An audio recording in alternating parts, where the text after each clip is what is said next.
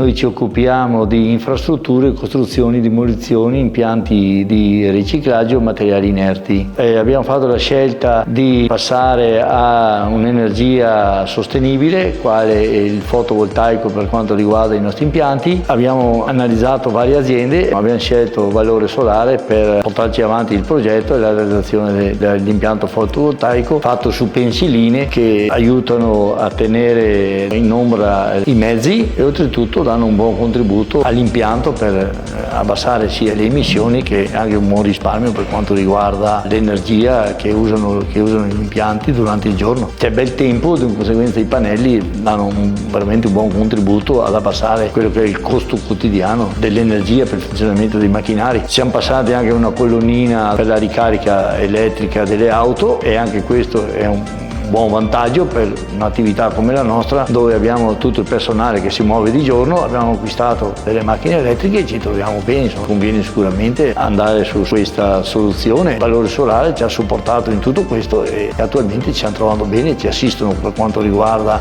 se c'è qualcosa, poco c'è, tengono l'impianto monitorato, insomma diremo che l'investimento ha avuto un buon successo con un buon valore.